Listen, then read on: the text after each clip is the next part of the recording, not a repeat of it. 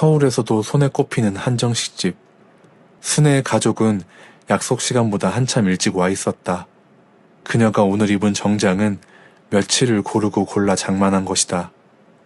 색이 튀지도 그렇다고 초라하지도 않았다. 행여 어디 하나 모자라 보일까봐 거울 앞에서 몇 번이고 옷깃을 여미고 또 여미었다. 머리도 단정히 빗어넘기고 평소 잘 하지도 않던 화장까지 했지만 그녀의 모습은 어쩐지 작아 보였다. 그때 순애의 손 위로 딸 수아의 따뜻한 손이 살포시 포개졌다. 엄마, 긴장하지 마. 좋은 분들이야. 다 잘 될 거야. 수아의 목소리가 어찌나 곱고 차분하던지 순애는 그 목소리에 잠시 마음이 가라앉았다. 곁에 앉은 남편 현수도 한마디 거들었다. 여보, 우리 딸 좋은 집에 시집 가는데 왜 그렇게 굳어있어? 기뻐해야지. 현수는 너털 웃음을 지어 보였다. 그 말이 맞았다. 오늘은 기뻐해야 할 날. 인생에서 가장 좋은 날이라 해도 모자랄 날이었다. 하지만 순애의 굳은 어깨는 쉽게 펴지지 않았다. 그도 그럴 것이 오늘 마주할 신랑 측은 누가 봐도 번듯한 집안이었다. 사위될 민재는 대학병원 의사였고 아버지 윤재호는 대학에서 학생들을 가르치는 교수였고 어머니 박은혜는 곱고 단정한 그야말로 있는 집안의 사모님이었다. 말 한마디, 걸음걸이 하나에도 배움과 여유가 배어있는 사람들. 순애는 식당 한 구석에서 멀찍이 바라보기만 했던 그런 세상의 사람들. 그런 번듯한 집안과 별 볼 일 없는 자신의 집안이 사돈을 맺는다니. 떡볶이 파는 탈북민이 그런 집안과 이어져도 되는 걸까? 순애는 크게 한숨을 내쉬었다. 순애가 이 땅을 처음 밟은 것은 30여 년 전 20살을 간 넘긴 나이였다. 그 시절엔 북에서 넘어온 사람이 지금처럼 흔하지가 않았다. 정착을 도와주는 제도 같은 것도 없었다. 안기부 조사를 받고 손에 쥐어진 약간의 정착금이 전부. 그 돈이 야금야금 줄어 바닥을 드러낸 뒤로는 순애는 말 그대로 맨몸으로 낯선 사회에 혼자 부딪혀야 했다. 쉽지 않았다. 일자리를 구하러 들어서면 입을 떼는 순간 사람들의 눈빛이 달라졌다. 말투가 다르다는 이유로 번번이 문전에서 내쳐졌다.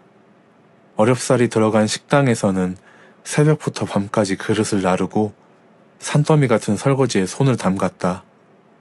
찬물에 부른 손끝은 갈라지고 터져 겨울이면 피가 배어나오기 일쑤였다. 그래도 순애는 군말 한마디 없이 일했다. 그런 순애를 두고 주인은 손님들 다 보는 앞에서 혀를 끌끌 차며 면박을 주곤 했다. 북에서 온 것들은 말이야. 그 말끝에 묻어나던 멸시들을 순애는 그저 고개를 푹 숙인 채 삼키고 또 삼켰다. 그런데 그 식당으로 배달을 다니던 한 사내가 있었다. 현수였다. 어느 날 주인에게 또 한 차례 면박을 당하고 부엌 구석에서 눈물을 훔치던 순애에게 현수가 슬그머니 다가와 첫마디를 던졌다. 밥은 먹었어요? 별것 아닌 그 한마디가 순애에게는 이 땅에 와 처음 받아보는 따뜻함이었다. 그렇게 두 사람은 서로의 시린 어깨를 기대며 의지했고 끝내 부부의 연을 맺었다. 가진 것 없는 두 사람은 시장통 한 귀퉁이에 비좁은 분식집 하나를 겨우 차렸다. 새벽 4시면 어김없이 나와 떡볶이를 끓이고 김 위에 밥을 펴 김밥을 말았다. 김 오르는 솥 앞에서 등이 땀에 절고 종일 서 있느라 다리가 퉁퉁 붓는 날들의 반복. 쉬는 날이라곤 하나 없이 그렇게 10수년을 버텼다. 그 모진 세월을 두 손 꼭 붙들고 넘기고 또 넘긴 끝에 두 사람은 마침내 지금의 번듯한 식당을 일궈냈다. 외동딸 수아는 그 비좁은 분식집 한켠에서 자랐다. 손님이 북적이는 틈바구니, 떡볶이 냄새가 옷에 배는 그 작은 탁자에 앉아 숙제를 하며 컸다. 순애는 딸만큼은 자기처럼 손트며 살게 하지 않겠다고 이를 악물었다. 제 입에 들어갈 것을 줄이고 제 몸에 걸칠 것을 아껴가며 딸을 공부시켰다. 그 정성이 헛되지 않아 수아는 좋은 대학을 나와 번듯한 전문직으로 자리를 잡았다. 그러다 좋은 집안의 청년 민재를 만나 이렇게 혼인을 약속하기에 이른 것이다. 순애가 북에서 넘어온 것은 남편도 딸도 알고 있었다. 그러나 순애의 가족이 어디 있는지, 어떻게 됐는지 그것만큼은 순애가 평생 단 한 번도 입에 올린 적이 없었다. 식구들에게는 그저 죽었다고만 둘러댔다. 하지만 순애는 알지 못했다. 무덤까지 가져가려 했던 그 비밀이 하필 딸의 상견례 날 밝혀질 줄은. 세상 가장 행복해야 할 그 자리가 눈물로 얼룩진 자리가 될 줄은. 순애는 마른 입술을 다시 한번 축이며 속으로 빌고 또 빌었다. 제발 이 결혼만 무사히 잘 끝나기를. 그 마음을 아는지 모르는지 수아가 어머니의 옷 매무새를 한 번 더 곱게 매만져주며 환하게 웃었다. 엄마, 오늘 진짜 고와. 자신감 가져. 순애는 말없이 고개를 끄덕였다. 그리고는 천천히 닫힌 미닫이문 쪽으로 시선을 옮겼다. 이제 곧 사돈될 사람들이 저 문을 열고 들어올 시간이었다. 바로 그때 미닫이문이 열렸다. 맨 앞에 서 있던 예비사위 민재가 먼저 정중히 허리를 숙였다. 안녕하세요, 윤민재입니다. 훤칠하고 반듯한 청년의 인사 한마디에 팽팽하던 별실 공기가 한결 부드럽게 풀렸다. 순애와 현수가 자리에서 일어나 마주 고개를 숙였다. 뒤이어 아버지 윤재호가 들어와 인사했다. 처음 뵙겠습니다. 윤재호입니다. 말투며 눈빛이며 점잖고 따뜻한 사람이었다. 그리고 마지막으로 어머니 은혜가 들어섰다. 그녀는 한 손으로 곁에 노년 여인을 조심스레 부축하고 있었다. 안녕하세요, 박은혜입니다. 은혜가 고운 미소로 인사하고는 옆에 노인을 가리키며 말했다. 그리고 이분은 저희 어머니세요. 몸이 불편한데도 손주 결혼한다고 한사코 오시겠다 하셔서요. 순애가 웃는 낯으로 마주 인사하며 그 노인을 향해 고개를 들었다. 그 순간 노인의 얼굴이 순애의 두 눈에 정면으로 들어왔다. 그리고 순애의 온몸이 그대로 굳어버렸다. 저 얼굴, 저 눈매. 분명 처음 보는 노인일 터인데 어째서일까? 어딘가 너무도 익숙했다. 설마 그 두 글자가 머릿속을 베고 지나가는 순간 순애의 손끝이 핏기가 빠지듯 차갑게 식어갔다. 30여 년의 세월이 흘렀다. 그 긴 세월이 사람의 얼굴 하나를 얼마나 깎아놓는지 순애는 누구보다 잘 알고 있었다. 그래, 그럴 리 없지. 말도 안 돼. 하지만 아니라고, 사람 잘못 본 거라고 마음을 다잡으려 할수록 심장은 도리어 미친 듯이 뛰어댔다. 맞는 것 같았다. 머리는 자꾸 아니라는데 가슴이 기어이 맞다고 우겨댔다. 떨려오는 몸을 겨우 추슬러 자리에 앉았다. 얼른 물을 따라 마시고 계속 마음을 다잡았다. 정신 차리라고. 그럴 리 없다고. 하지만 몸이 말을 듣지 않았다. 힐끔, 또 힐끔. 시선이 자꾸 노인 쪽으로 돌아갔다. 상 위로는 화기애애한 인사가 오갔다. 현수가 사위 될 사람을 추켜 세우고 재호가 너스레 섞인 덕담을 건네고 사이사이 웃음이 번졌다. 그러나 순애의 귀에는 그 말들이 먹먹하게만 들렸다. 누가 무어라 물어오면 네, 그럼요 하고 건성으로 흘릴 뿐 정작 무슨 이야기가 오가는지는 단 한마디도 머리에 들어오지 않았다. 순애의 그 심상찮은 기색은 오래 감춰지지 않았다. 재호가 순애의 안색을 살피며 조심스레 물었다. 사부인, 혹시 어디 불편하신지요? 곁에 앉은 현수도 순애의 팔을 흔들며 목소리를 낮췄다. 여보 왜 그래? 어디 아파? 딸 수아도 걱정스러운 얼굴로 어머니를 들여다봤다. 순애가 아니야, 괜찮아. 죄송해요, 잠깐 다른 생각 때문에 하고 가까스로 얼버무렸다. 그러나 그 말과는 딴판으로 순애의 시선은 끝내 노인에게 향해 있었다. 그리고는 결국 참지 못하고 입을 열었다. 저 어르신 죄송한데 저희 혹시 어디서 뵀을까요? 자꾸 눈에 밟혀서요.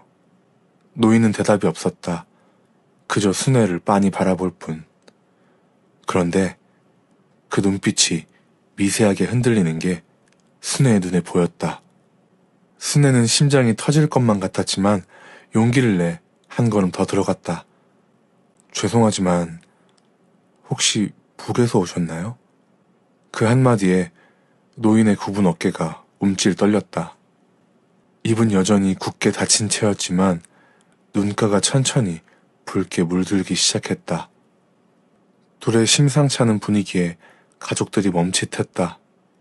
따뜻하던 공기는 어느새 싸늘하게 식어 있었다. 누구도 선뜻 입을 떼지 못하는 그 정적 속에서 순애가 한 걸음 더 다가갔다. 혹시 고향이 무산이세요? 그 말이 노인에게 닿자 노인의 얼굴이 무너져 내렸다. 마른 입술이 잘게 떨리고 두 눈에는 그렁그렁 눈물이 차올랐다. 무슨 말을 하려는 듯 입술이 달싹 떨렸지만 끝내 한마디가 새어나오지 않았다. 순애는 그 얼굴을 보고 확신했다. 자신을 마주보고 있는 저 노인이 자신의 어머니라고. 순애의 입술이 바들바들 떨렸다. 어머니 맞죠? 노인이 무언가를 말하려는 듯 다급하게 입을 떼지만 순애가 그 말을 강하게 가로챘다. 왜 그러셨어요? 왜 날 버렸어요? 버렸다는 말. 그 말에 별실 안에 사람들이 얼어붙었다. 대체 지금 무슨 일이 벌어지고 있는 건지, 이게 사실인지 누구 하나 선뜻 입을 떼지 못했다. 노인은 눈물을 주르륵 흘리며 겨우 입을 뗐다. 순애야, 그게... 그러나 순애는 또다시 그 말을 매몰차게 잘라버렸다. 자기 딸을 그렇게 버려놓고 여기서 이렇게 잘 먹고 잘 살고 계셨어요? 그 날카로운 말에 노인은 고개를 떨군 채 눈물만 뚝뚝 흘렸다.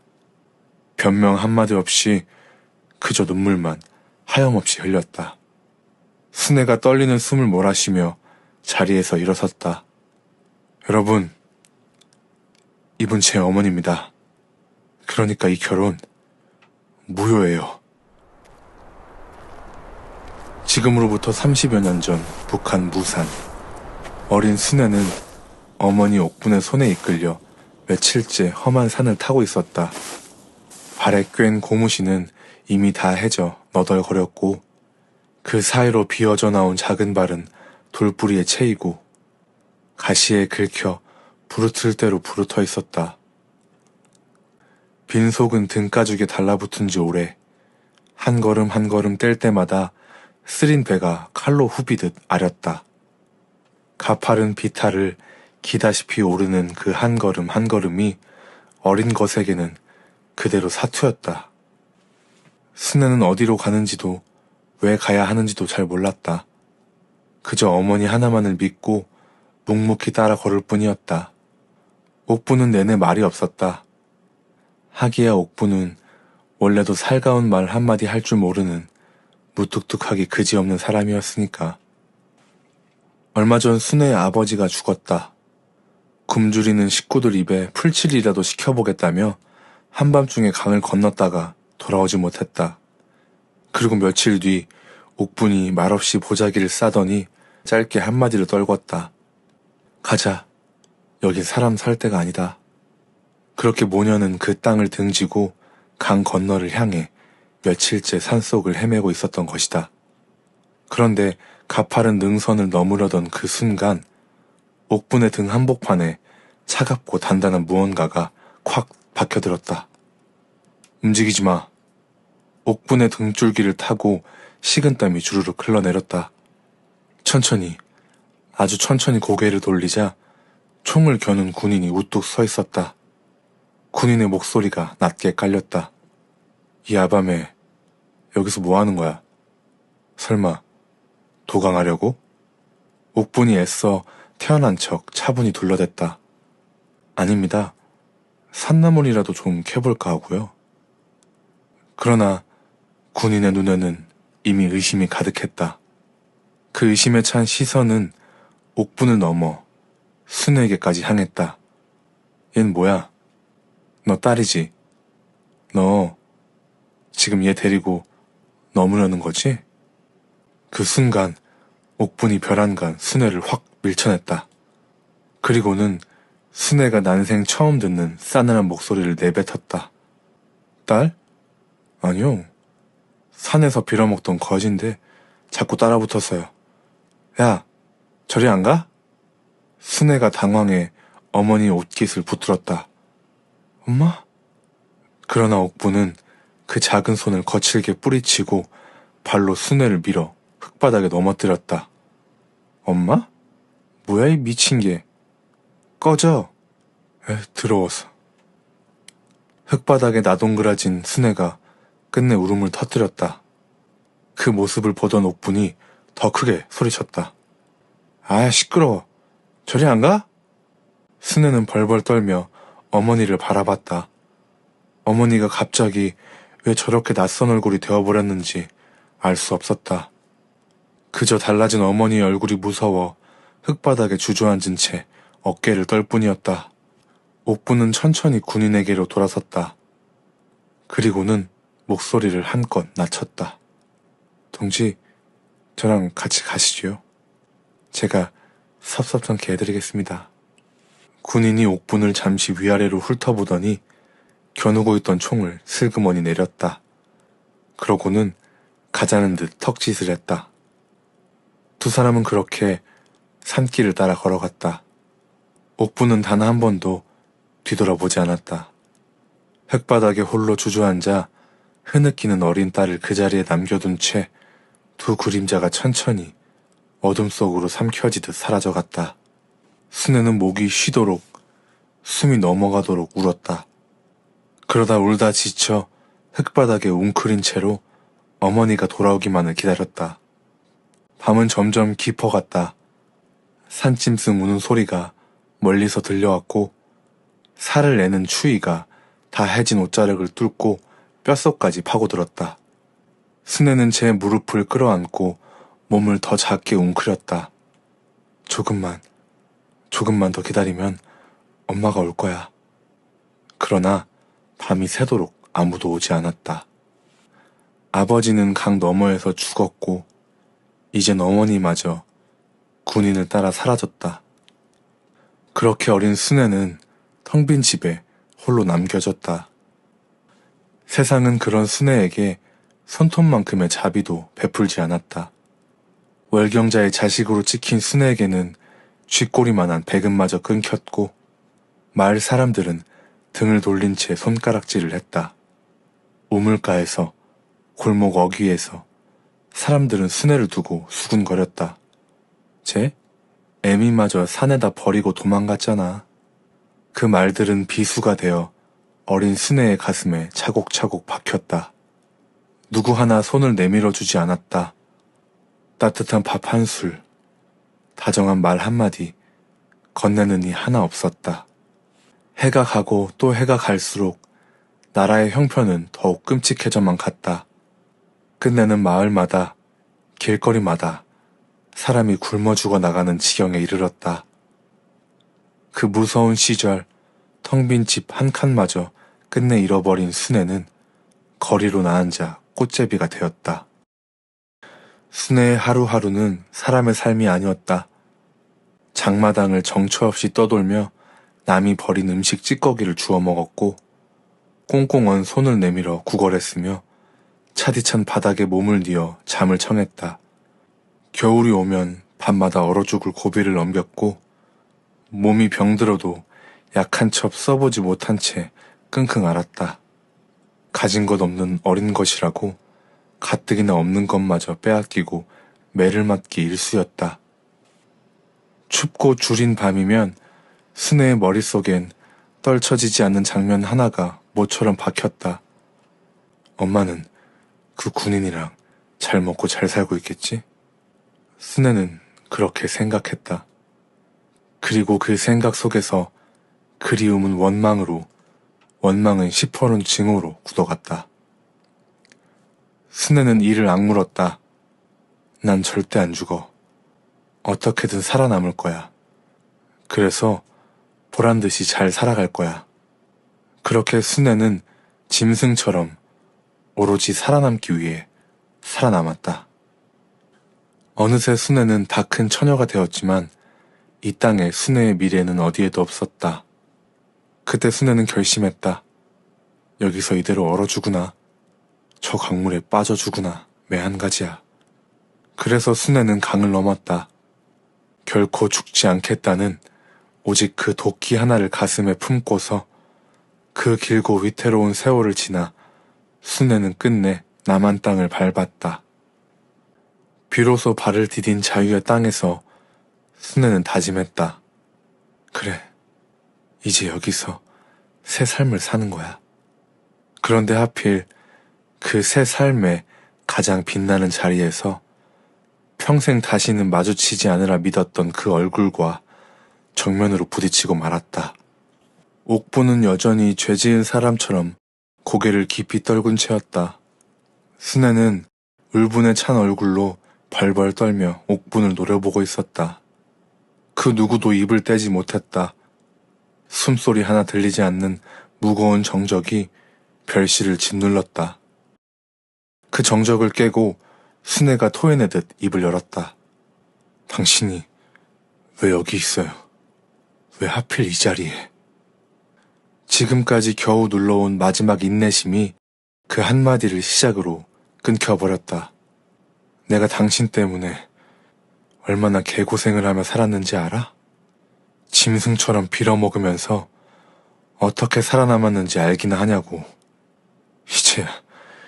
이제야 겨우 사람답게 살아보나 했는데 왜 또 내 앞에 나타났어?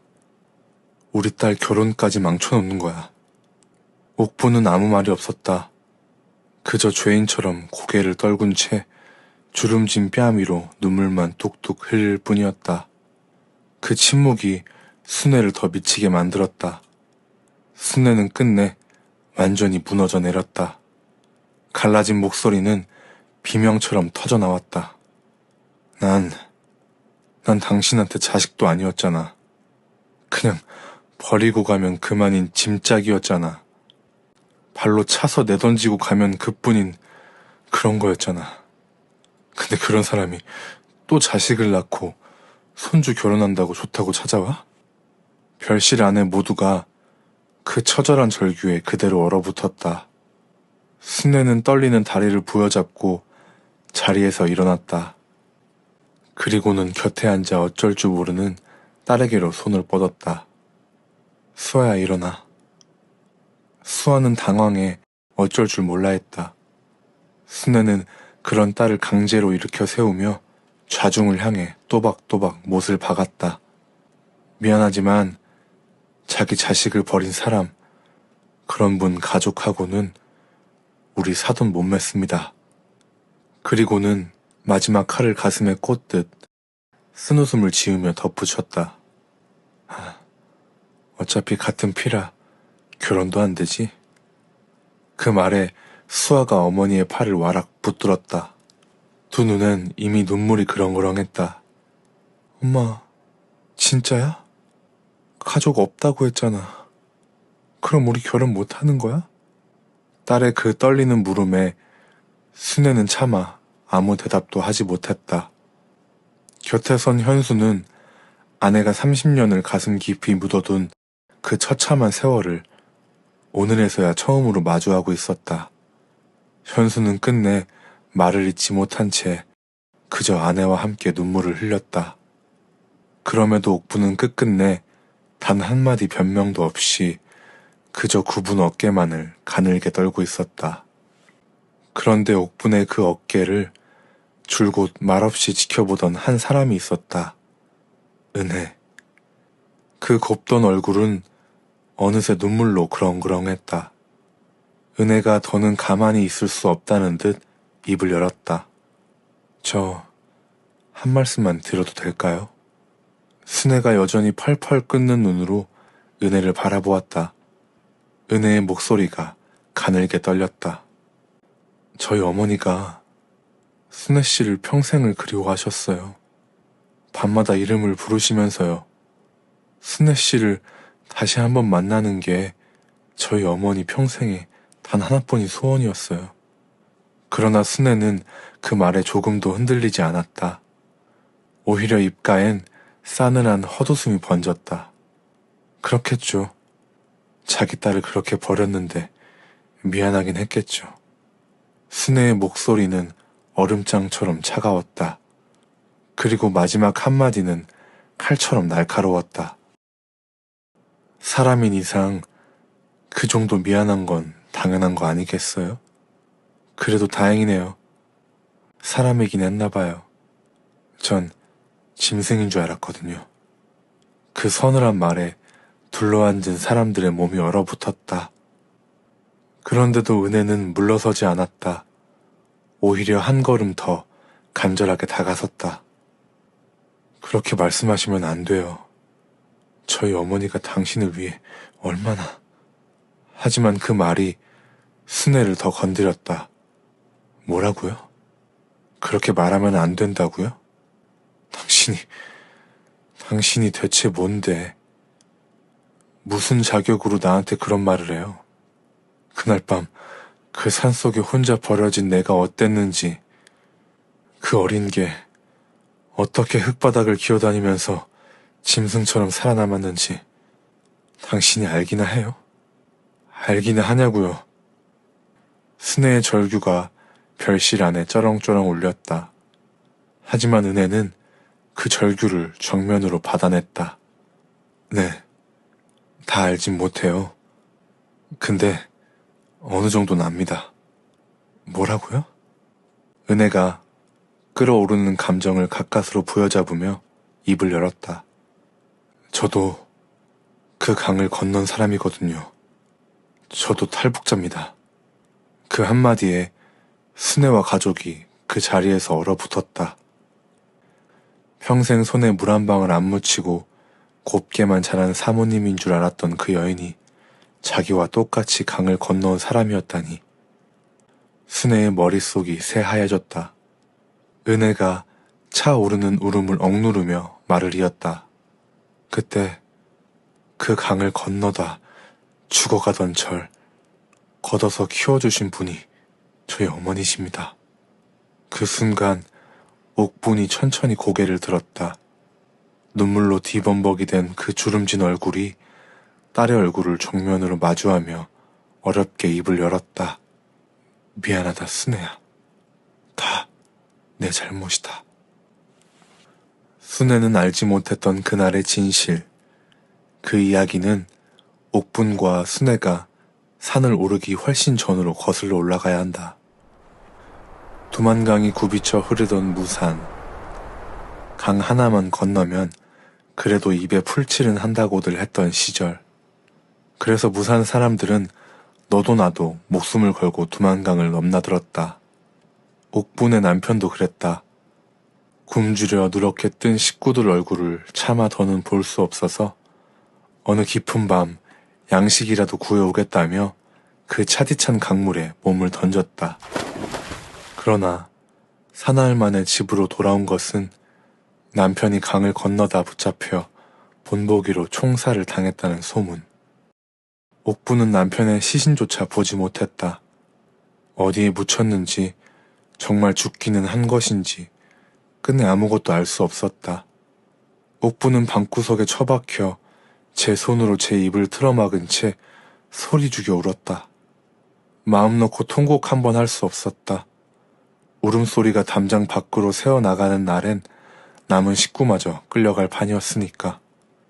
그날 이후로 마을 사람들의 눈빛이 싹 달라졌다. 옥부는 하루아침에 월경자의 처자식이 되어 있었다.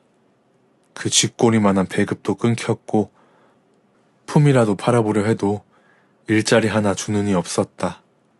그러던 어느 날 어린 순애가 우물가에서 또래 아이들에게 돌팔매질을 당하고는 이마가 깨져 피를 흘리며 집으로 돌아왔다.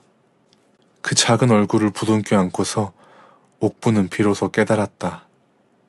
이대로 두면 이 어린 것도 나도 다 죽는다. 그날 밤 옥부는 새근새근 잠든 순애의 얼굴을 오래도록 들여다보았다. 그리고 마음을 굳혔다. 떠나자고.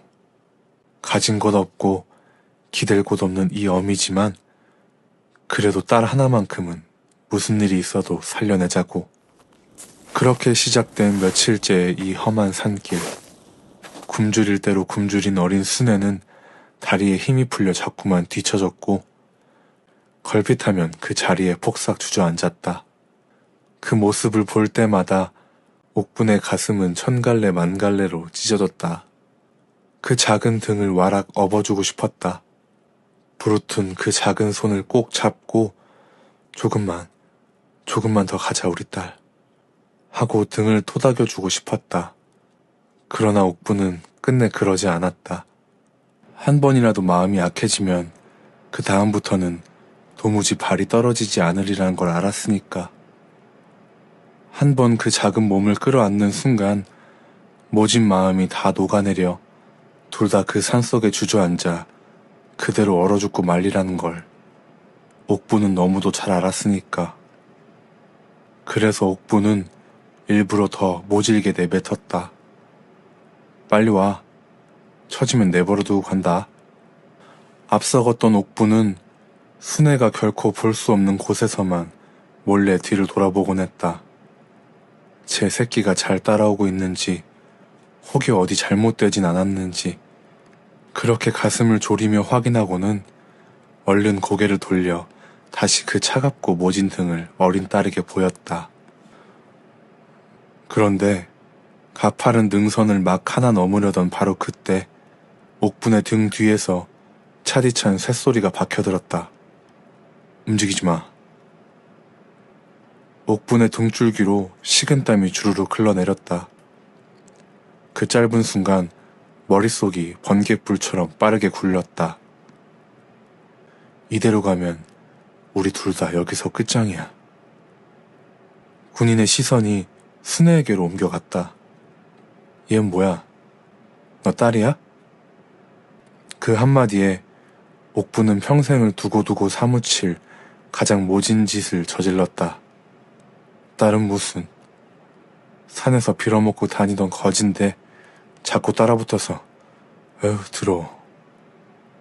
옥부는 딸의 손을 매몰차게 뿌리쳤다. 딸에게 차가운 등을 보인 옥부는 속으로 피를 토하듯 빌고 또 빌었다. 울지 마라 제발. 제발 엄마라고 부르지 마라. 한 번만 더 그렇게 부르면 다 끝이야. 그러니 제발. 옥부는 끝내 단 한 번도 순애를 돌아보지 않았다. 한 번이라도 돌아보는 순간 모든 게 끝장날 것만 같아서. 등 뒤에서는 딸의 울음소리가 자꾸만 따라붙는데 그 소리에 발이 천근만근 떨어지지 않는데 옥부는 그저 악으로 그 발걸음을 떼어 어둠 속으로 걸어 들어갔다. 옥부는 군인을 데리고 산을 더 깊이 들어갔다. 순애에게서 한 걸음이라도 더 멀리, 순애가 안전해질 때까지. 그녀의 머릿속엔 오직 한 가지뿐이었다. 어서 이자를 떼어내고 빨리 순애에게 가야 한다. 문제는 그의 손에 들린 총이었다. 어설프게 움직였다간 그 자리에서 총알이 박힐 판이었다. 기회는 단 한 번. 그 한 번을 놓치면 모든 게 끝이었다. 옥부는 순순히 따르는 척 하면서도 두 눈으로는 쉴 새 없이 발치를 훑었다. 단번에 내리칠 만한 것, 손에 쥘 만한 무언가. 내리막이 가팔라지는 어느 골목, 군인이 한 발 먼저 조심히 발을 디뎠다. 그의 등이 옥분에게 보였다. 경계가 풀린 바로 그 찰나 발치에 돌 하나가 눈에 들어왔다. 옥분은 숨을 죽인 채 그것을 움켜쥐곤 군인의 뒤통수를 향해 온 힘을 실어 내리쳤다. 둔탁한 소리와 함께 그가 앞으로 꼬꾸라졌다. 옥분은 뒤도 돌아보지 않고 왔던 길로 내달렸다. 순애야, 조금만 기다려. 엄마가 갈게.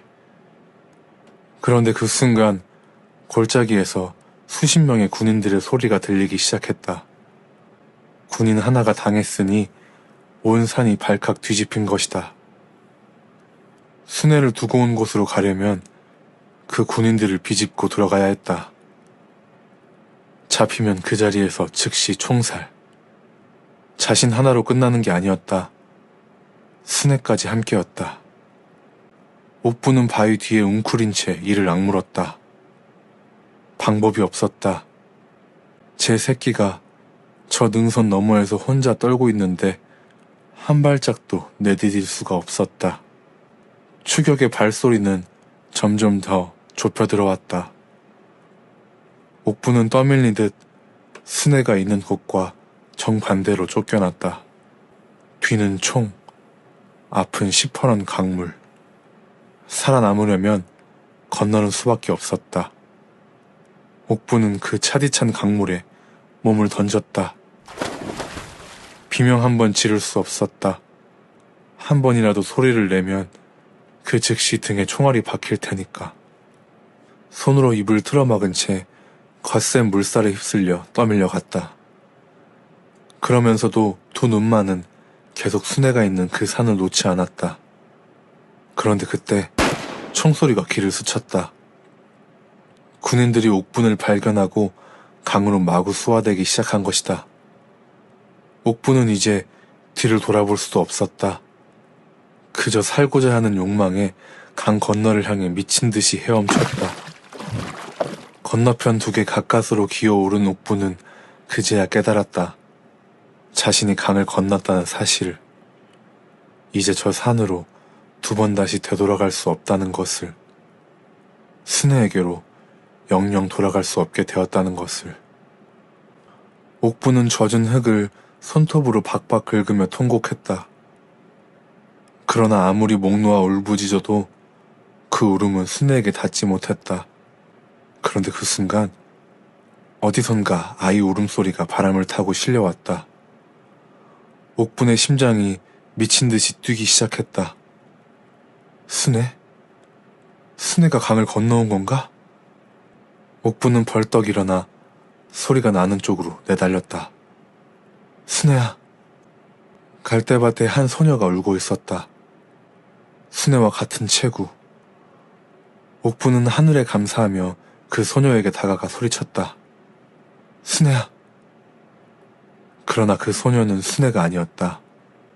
식구를 모두 잃고 저 혼자 강을 건너온 듯한 낯선 소녀였다. 옥부는 그 자리에 풀썩 주저앉았다. 순애가 아니야. 내 딸. 그런데 그 소녀가 옥분의 손을 잡았다. 굶주린 두 눈으로 옥분을 올려다보고 살려달라는 듯이, 엄마를 찾는 듯이 애처롭게 바라봤다. 그 눈이 저 산에 두고 온 순애의 눈과 너무도 닮아 있었다. 옥부는 발이 떨어지지 않았다. 제 친딸은 끝내 거두지 못하고 왔으면서 이 남의 자식만은 차마 두고 갈 수 없었다. 옥부는 그 아이를 와락 끌어안았다. 그래, 가자. 나랑 같이 가자. 그 아이의 이름은 은혜. 옥부는 은혜를 순애에게 미처 다 주지 못한 전까지 쏟아부어 키웠다. 은혜는 곧고 반듯하게 자라 좋은 사람을 만나 교수의 아내가 되었다. 겉으로 보기에 옥부는 자식을 잘 키워낸 부러울 것 없는 행복한 노인이었다. 그러나 밤마다 옥부는 악몽에 시달렸다. 흙바닥에 넘어진 어린 순애가 엄마 하고 부르는 꿈. 옥부는 매번 그 작은 손을 잡지 못한 채 잠에서 깨고 말았다. 그리고 가슴을 쓸어내리며 하늘에 대고 울었다. 순애야, 미안하다. 이 어미가 미안해. 은혜는 그 울음을 평생 곁에서 들으며 자랐다. 어머니가 강 건너에 두고 온 딸 하나를 어떻게 가슴에 묻고 사는지, 그 고통이 얼마나 큰지 다 알고 있었다. 그래서 매일 밤마다 어머니가 악몽에 시달릴 때면 어머니의 이불자락을 가만히 끌어다 다시 덮어드리며 토닥여 주었다. 옥분의 소원은 단 하나. 죽기 전에 딸을 단 한 번이라도 다시 보는 것. 제 손으로 차서 넘어뜨렸던 그 작은 손을 단 한 번이라도 다시 잡아보는 것. 그런데 평생을 붙들고 살아온 그 소원이 지금 바로 눈앞에 서 있었다. 그날의 진실을 알게 된 순애는 복잡한 감정에 휩싸였다. 어머니의 행동이 이해가 되지 않는 건 아니었다. 그런데도 30년을 사무친 그 미움은 한순간에 풀리지 않았다. 이해와 원망, 그 사이 어딘가에서 순애는 그저 부들부들 떨며 서 있었다. 어머니도 딸도 서로를 마주 보면서도 차마 한 발짝을 떼지 못했다. 그 좁은 별실 안에서 두 사람 사이의 거리는 아직도 30년만큼이나 멀어져 있었다. 현수는 떨고 있는 아내의 어깨를 감싸지고는 등을 토닥여 주었다. 아무 말도 하지 않고 그저 곁을 묵묵히 지켜주었다. 그 손길에 순애는 도리어 더 서럽게 무너져 울었다. 순애를 안쓰러운 눈으로 바라보던 재호가 입을 열었다. 사부인, 그동안 정말 고생 많으셨습니다. 그 말에 순애가 젖은 눈으로 재호를 바라봤다. 그 어린 나이에 그 모진 데서 혼자 얼마나 무섭고 또 얼마나 외로우셨을지 저는 감히 짐작조차 못하겠습니다. 그러고도 이 먼 데까지 건너오셔서 화목한 가정을 꾸리시고 정말 존경스럽습니다. 그런데 사부인도 자식을 낳고 길러보셨으니 잘 아실 겁니다. 그때 어머니가 당신을 떼어놓고 간 건 당신을 버리려던 게 아니라 당신을 살리기 위해서였다는 걸. 만약 그 산속에 수아와 함께 있었다면 사부인도 같은 선택을 하지 않았겠습니까? 저도 마찬가지였을 겁니다. 제 한 몸 욕먹고 죄인이 되는 한이 있어도 자식만은 살리고 싶은 게 그게 부모 마음 아니겠습니까? 그 말에 순애는 더 서럽게 울었다. 원망과 미움의 울음은 아니었다. 그 모진 등 뒤에 숨어있던 어머니의 진짜 얼굴이 보여서 그 마음이 이해가 돼서 우는 울음이었다. 재호가 결심한 듯한 표정으로 입을 열었다. 저는 이 결혼 꼭 지킬 겁니다. 그 자리에 앉아있던 모두가 당황하며 고개를 들었다. 저는 수아가 사부인이 사돈어른이 너무 좋아요. 이 가족을 잃고 싶지 않습니다. 그리고 제 처는 어머니와 피 한 점 섞이지 않았습니다. 두 아이 혼사엔 아무 걸림이 없는 거죠. 오히려 저는 이렇게 생각합니다. 저희가 한 가족으로 이어지면 사부인은 잃어버렸던 어머니를 되찾는 거고 저희 어머니는 그토록 그리시던 딸 곁으로 다시 돌아오는 겁니다. 이제야 진정한 가족이 되는 거죠. 지나간 세월은 되돌릴 수 없습니다. 하지만 남은 세월은 저희가 만들어갈 수 있어요. 우리 서로 후회 없이 행복하게 살다 가요.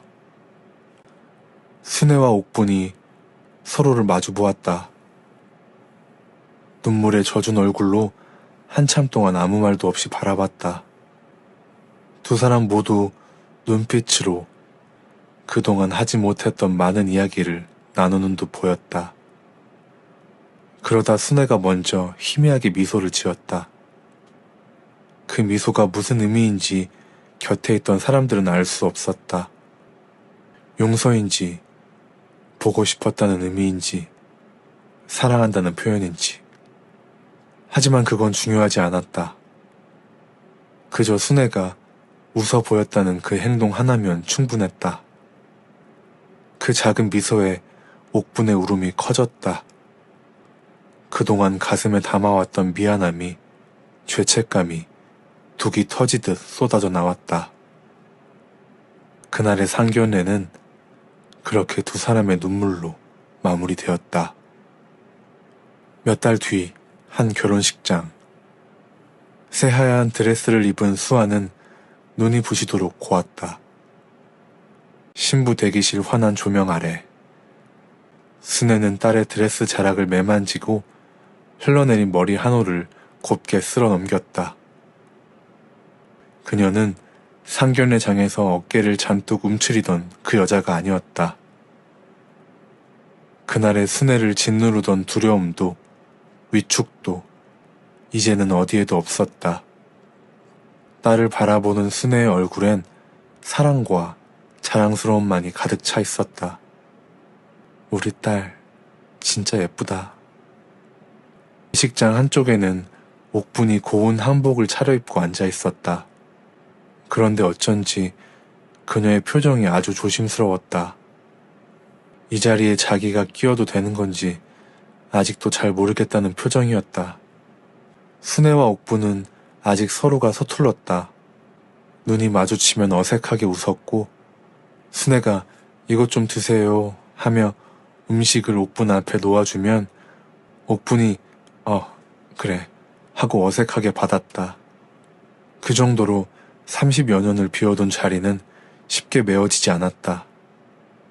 그래도 상견례장에서 흐르던 그 칼날 같던 거리는 이제 없었다. 한 발 한 발 분명히 좁혀나가고 있었다. 이윽고 예식이 시작되고 양가 가족이 자리에 앉았다.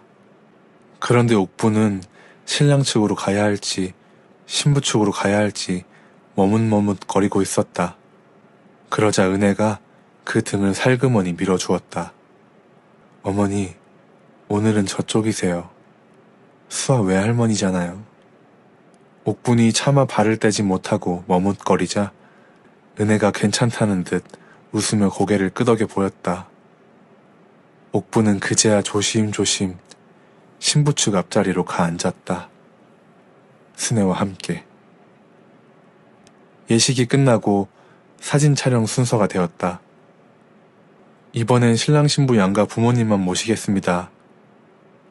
사회자의 안내에 따라 순애와 현수 그리고 은혜와 재호가 신랑 신부 곁으로 나와 섰다. 사진기사가 사진을 찍으려던 바로 그때 순애가 조심스럽게 손을 들었다. 저 잠시만요.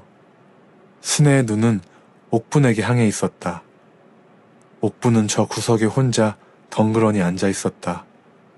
그 모습을 본 순애의 가슴이 저릿하게 아려왔다. 순애가 남편에게 속삭였다. 여보, 어서 어머니 모셔와. 어머니. 죽은 사람이라 묻어두었던 단 한 번도 입에 올린 적 없던 어머니. 순애의 입에서 어머니란 말이 30여 년 만에 처음으로 흘러나왔다. 현수가 빙긋 웃었다. 그리고는 한 걸음에 옥분에게 달려갔다. 어머니, 같이 찍으셔야죠. 어서 가요. 옥분이 화들짝 놀라며 손사래를 쳤다. 옥분이 망설이던 바로 그때 순애가 성큼 다가오더니 옥분의 팔에 제 팔을 끼워 넣었다.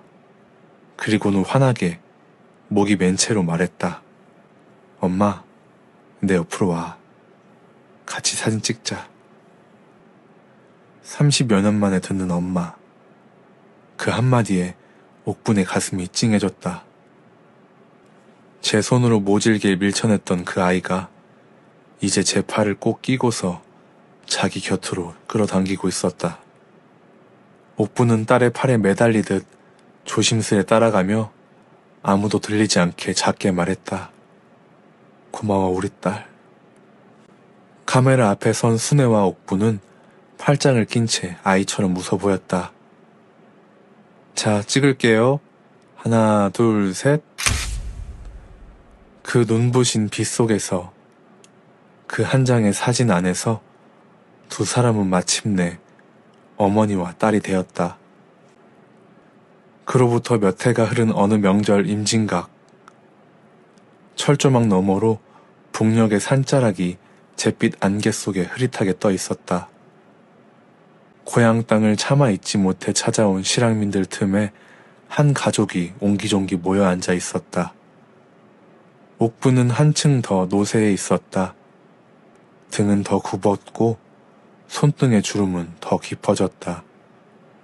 그래도 명절이라고 고운 옷을 곱게 차려입고서 식구들 틈에서 미소 짓고 있었다. 그 곁으로 순애와 현수가, 은혜와 재호가, 그리고 수아와 민재가, 거기에 수아의 품에 포근히 안긴 작은 아기까지, 한때 갈갈이 끊어졌던 그 핏줄이 어느새 한 자리 가득 차고 넘쳐 있었다. 순애가 보온병 뚜껑을 열어 김이 모락모락 나는 차를 옥분에게 내밀었다. 엄마, 이거 따뜻할 때 얼른 드셔. 식으면 써. 옥분이 잔을 받아들며 짐짓 툴툴거렸다. 아이고, 또 잔소리. 대체 누굴 닮아서 이렇게 잔소리가 많은지. 순애도 지지 않았다. 누굴 닮긴 누굴 닮아. 다 엄마 닮았지. 옥분이 그만 피식 웃음을 터뜨렸다. 그 모습에 식구들도 와르르 환하게 웃었다. 그동안 단 한 번도 나눠보지 못한 그 흔하디 흔한 핀잔.